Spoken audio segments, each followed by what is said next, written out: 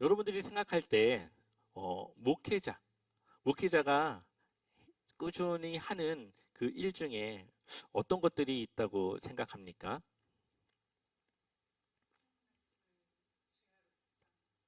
네, 맞습니다.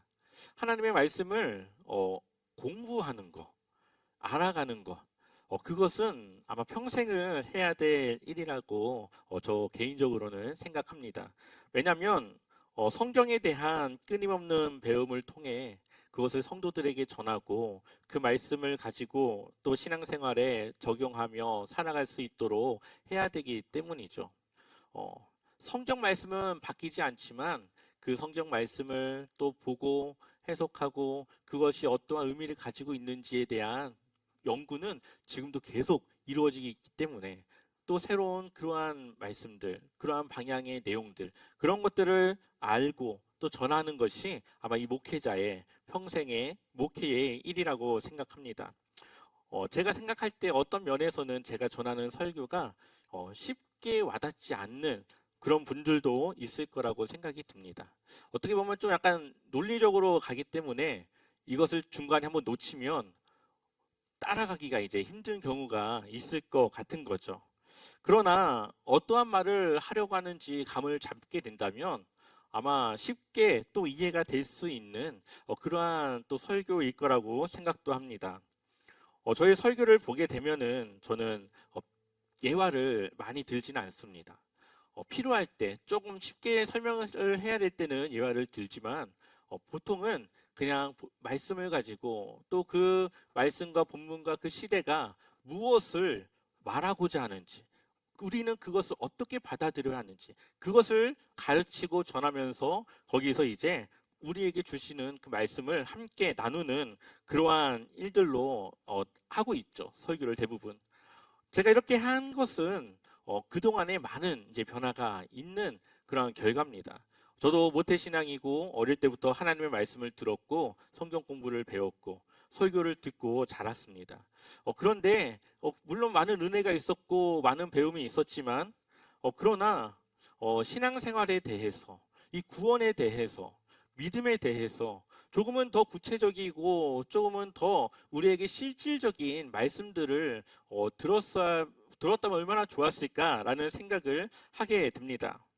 신학교를 가고 신학대학원을 가고 그러한 성경 공부 또 학교에서의 그런 강의들도 들었지만 그러나 저의 그 설교에는 늘 부족하다는 생각을 가지고 있었습니다. 물론 지금도 그렇겠지만 뭔가 성경 전체를 내가 이해하지 못하고 이 본문 안에서만 그러한 주제를 그러한 말씀을 전하고 있는 것 같고 또 정말 하나님의 마음을 내가 알아서 그것을 전해야 되는데 때로는 그것이 부족하다라는 생각이 들었던 것이죠.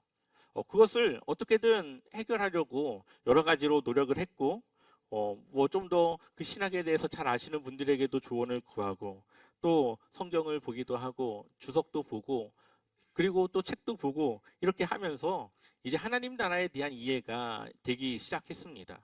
그러면서 신앙생활이라는 것은 이렇게 하는 거구나. 이게 정말 하나님이 원하는 우리의 신앙생활이구나. 그러한 것들을 조금씩 이해하고 받아들이면서 조금 더 실질적인 조금 더 정말로 그리스도인다운 삶으로 나아갔다고 하는 것을 제 스스로가 생각하면서 어, 교회 성도님들도 이러한 일들이 일어나고 그러한 방향으로 신앙생활이 가기를 바라는 마음에서 늘 말씀을 전합니다.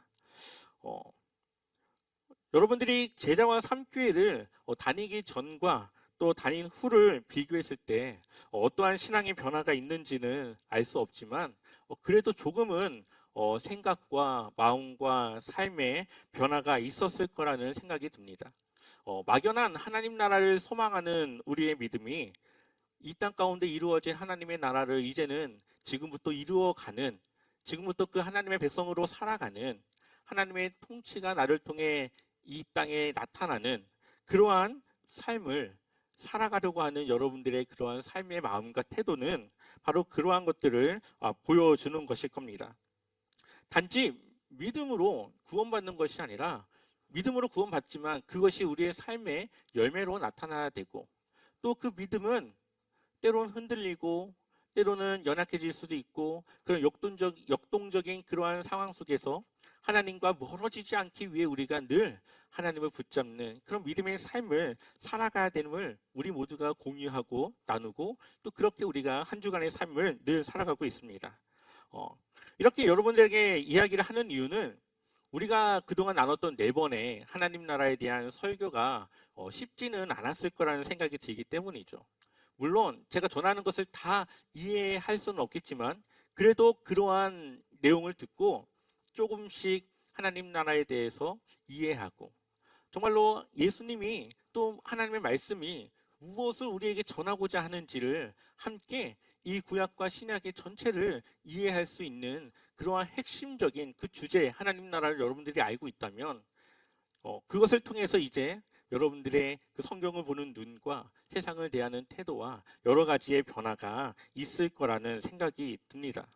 하나님은 태초에 에덴을 창조하셨고 그것이 깨어졌고 그것을 다시 회복하기 위해서 이스라엘을 선택하셨습니다. 그리고 이스라엘을 통하여서 하나님은 이 깨어진 세상을 회복하려고 했지만 결국은 이스라엘은 그 일을 실패하고 말죠. 하나님은 그들을 통해 하나님이 어떠한 분인지를 열방에 알리길 원했지만 이스라엘은 결국 하나님을 떠나 우상을 섬겼고 하나님은 그들을 초기화시키기로 합니다. 리셋하는 거죠. 다시 처음으로.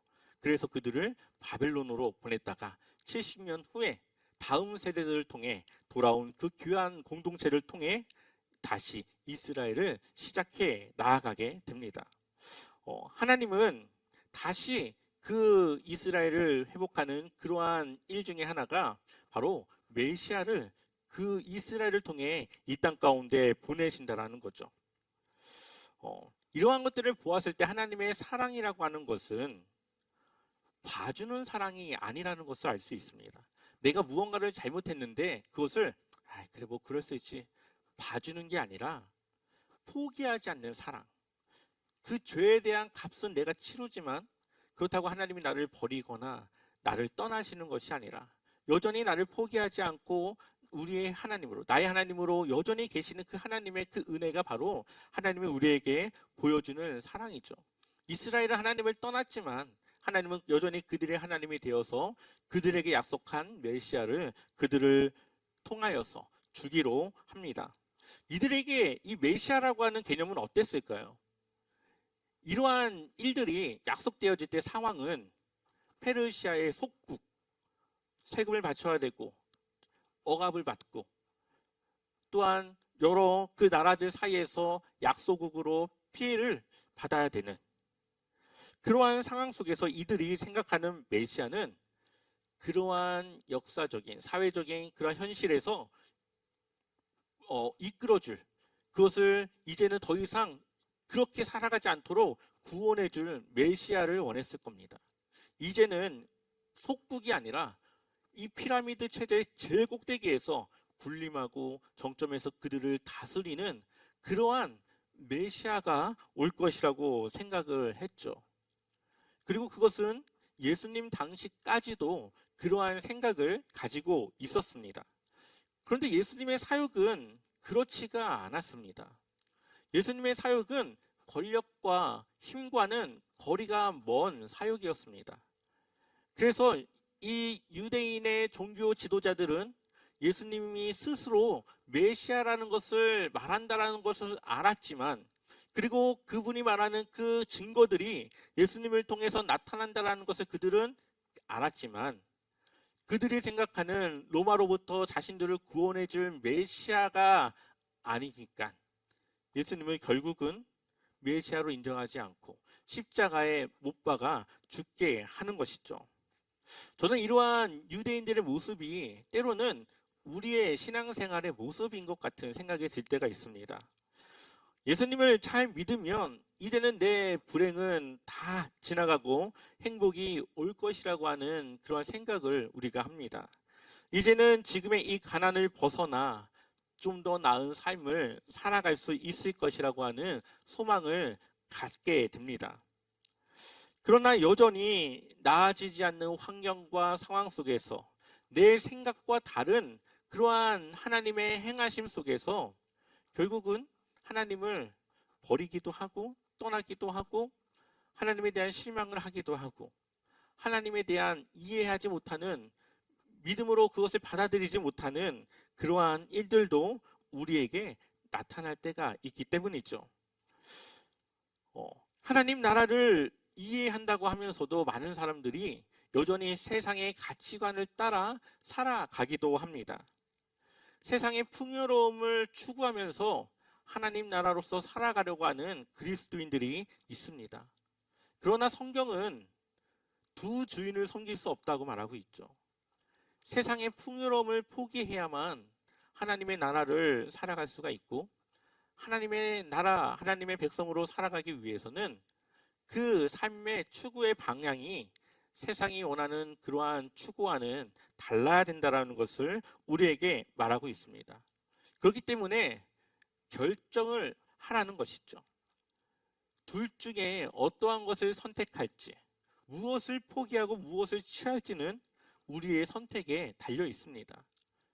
또한 그것을 그냥 선택하는 것이 아니라 계산을 해보는 겁니다. 이것을 취할 때의 결과와 저것을 취할 때의 결과를 우리가 계산하고 판단하고 해서 결정을 하는 겁니다. 예수님이 이 땅에 오셔서 자신이 메시아라고 하는 것을 나사렛 회당에서 전하시죠. 그때 이사야 61장의 말씀을 가지고 그 메시아임을 전합니다. 61장 1절과 2절 우리 한번 같이 읽어보겠습니다. 주 여호와의 영이 내게 내리셨으니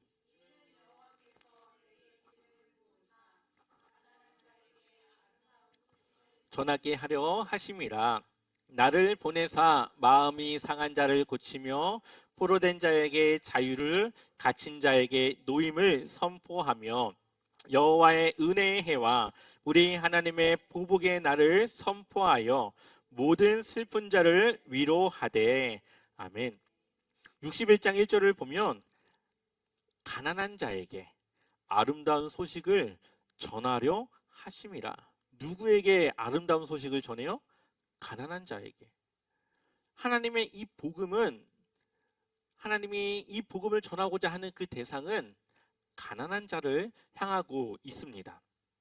예수님께서 이 말씀을 이 나사렛 회당에서 전하고 읽고 나서 한마디를 하십니다. 오늘 이 말씀이 이루어졌다. 그리고 거기 있는 사람들은 그것을 이해했어요. 그럼 자기가 메시아라는 거야?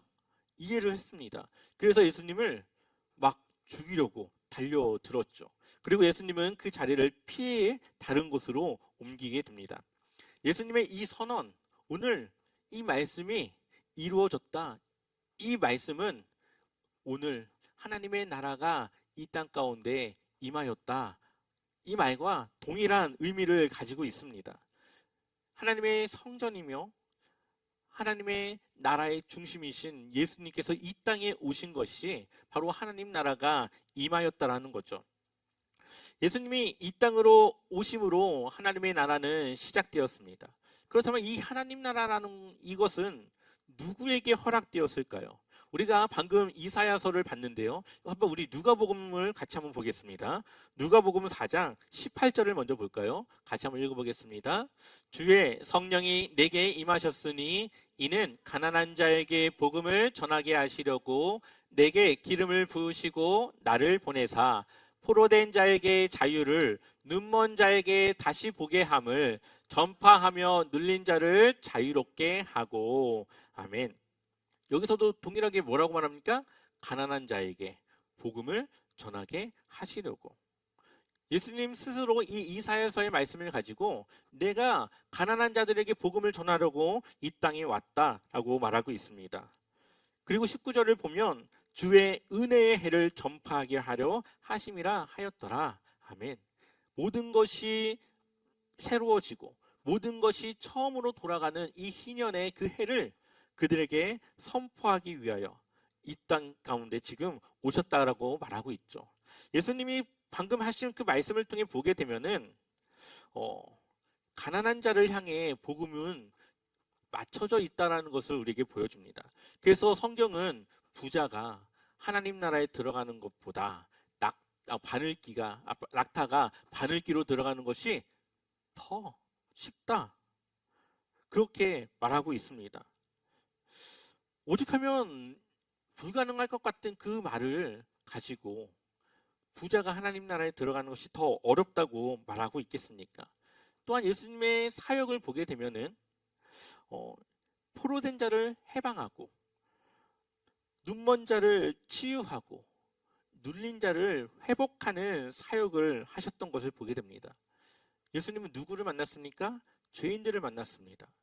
예수님이 주로 어떠한 사람들에게 복음의 역사를 일으키십니까? 삶에 문제가 있는 사람들, 눈이 멀거나 귀신이 들렸거나 아니면 자녀가 문제가 있어서 찾아오는 삶에 문제가 있고 어려움 있는 이들을 예수님은 만나고 그들을 통해 하나님의 그 복음의 구원을 보여주십니다. 심지어 예수님께서 뭐라고 말씀하시느냐? 누가복음 5장 31절을 보게 되면은 예수께서 대답하여 이르시되 건강한 자에게는 의사가 쓸데없고 병든 자에게라야 쓸데있나니 아멘. 건강한 자들에게는 예수님의 복음이 필요 없지만 병든 자들, 예수님의 그 복음이 필요한 자들에게는 그것이 전해져야 되기 때문에 예수님께서 오셨다라고 말하고 있습니다. 그래서 유대 종교 지도자들은 예수님을 받아들이지 않습니다. 그들은 부자여서 부족함이 없기 때문에 예수님이 없어도 살아갈 수 있기 때문이죠. 근데 그때 당시 나병이 걸리거나 귀신이 들리거나 사람의 손으로 치료할 수 없는 사람들은 예수님을 찾아옵니다. 그 문제를 해결하기 위해서. 그리고 예수님은 그들에게 역사하시고 복음을 전하시게 되죠. 예수님의 사역의 방향은 늘 가난한 자들, 부족한 자들, 세상에서 억눌리고 소외되고 누군가의 그 절실한 도움이 필요한 자들을 향해 있었다는 것을 우리는 볼 수가 있죠. 그렇다면 우리의 삶의 방향은 어디로 가야 할까요? 풍요로운 삶을 위해 살아가야 됩니까? 가난한 삶을 향해 살아가야 됩니까? 여러분들은 지금 어떠한 삶을 향해 나아가고 계십니까? 여기서 말하고 있는 가난은 물질적인 가난을 말하고 있습니다. 어떤 이들은 마태복음 8복을 통해서 심령이 가난한 자에게 천국이 임할 것이라는 것 통해서 심령이 가난한 자를 말하기도 하지만 그것을 포함하는 모든 것은 물질적인 가난을 말하고 있는 것이죠. 누가복음에도 비슷한 그러한 평지 설교가 있는데요. 이것은 처음과 끝이 대칭 구조로 되어 있습니다.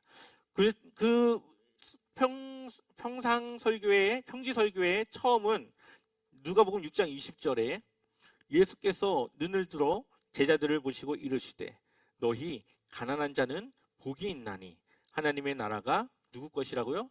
너희 것이며. 그리고 그거가 대칭되는 6장 24절 우리 같이 한번 읽어볼까요? 함께 읽겠습니다. 그러나 화 있을진저 너희 부유한 자여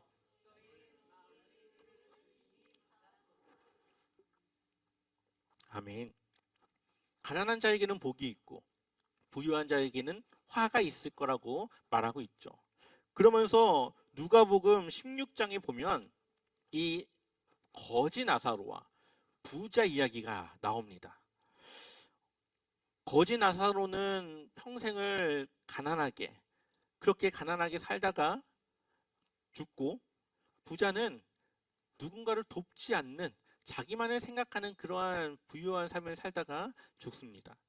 그리고 그 이후의 결과가 그 이야기에 기록이 되어져 있습니다. 누가복음 16장 22절을 보면 이에 그 거지가 죽어 천사들에게 받들려 아브라함의 품에 들어가고, 이거는 구원을 받았다라는 거죠. 똑같이 부자도 죽어 장사됨에 그가 뭐 하고 있습니까? 음부에서 고통 중에 눈을 들어 지옥으로 갔다라는 거죠. 멀리 아브라함과 그의 품에 있는 나사로를 보고, 아멘. 누가 위로를 받습니까? 가난했던 나사로는 하나님의 위로를 받고, 스스로 부족함이 없이 살아가는 그 부유했던 그 부자는 하나님으로부터 이제 화를 받는 그러한 메시지를 담고 있습니다. 결국 우리의 주인이 누구인가? 그리고 우리는 누구의 백성으로 살아가야 되는가? 바로 이러한 문제와 관련된 내용입니다. 누가복음 16장 13절, 아까 제가 잠깐 말씀드렸던 말씀인데요. 같이 한번 읽어보겠습니다. 집 하인이 두 주인을 섬길 수 없나니 혹 이를 미워하고 저를 사랑하거나 혹 이를 중히 여기고 저를 경히 여길 것임이니라. 너희는 하나님과 재물을 겸하여 섬길 수 없느니라. 아멘.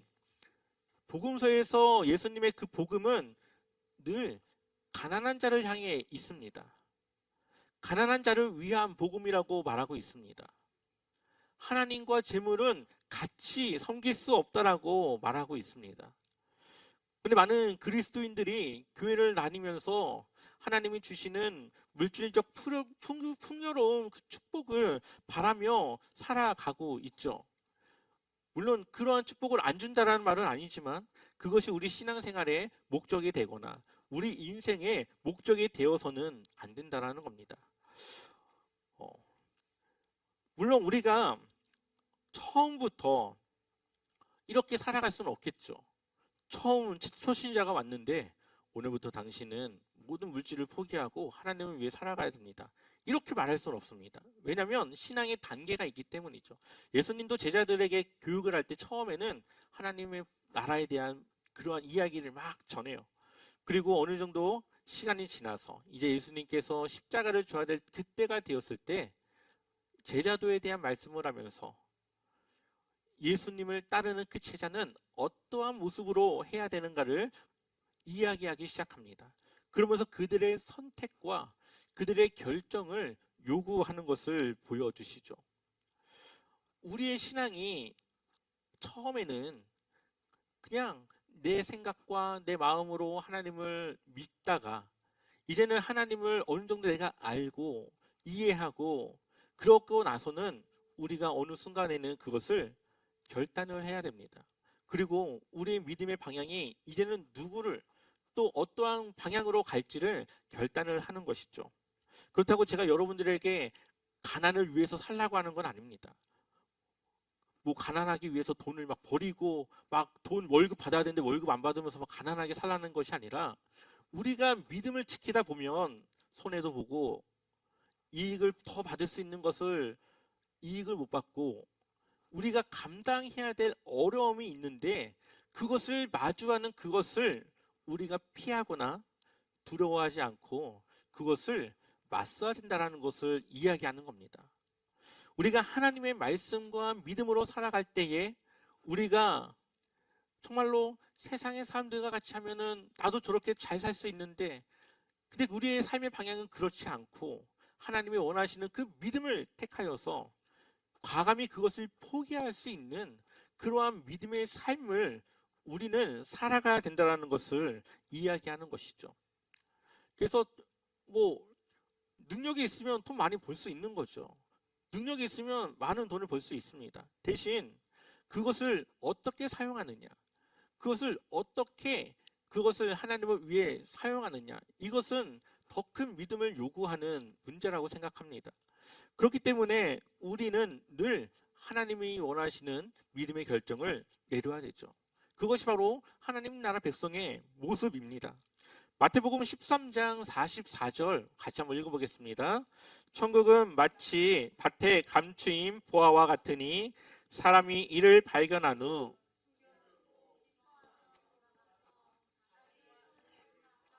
그 밭을 사느니라. 아멘. 천국은 뭐라고요? 밭에 감추인 보화와 같다. 그래서 그 보화를 갖기 위해서 자신의 재산을 다 팔아 그 땅을 사서 그 보화를 가지러 가는 그 사람과 같다라고 말하고 있습니다. 우리가 이 땅에서 누리는 것을 포기하고 하나님의 것을 취하는 것은 바로 그러한 가치가 있다라는 것을 우리에게 말하고 있는 것이죠. 이 돈, 권력, 이것은 사람의 노력으로도 얻을 수 있습니다. 머리가 좋고 능력이 좋으면 부를 누리는 것이죠. 근데 하나님의 나라, 이 구원이라고 하는 것은 오직 예수 그리스도로밖에 우리가 받을 수가 없습니다.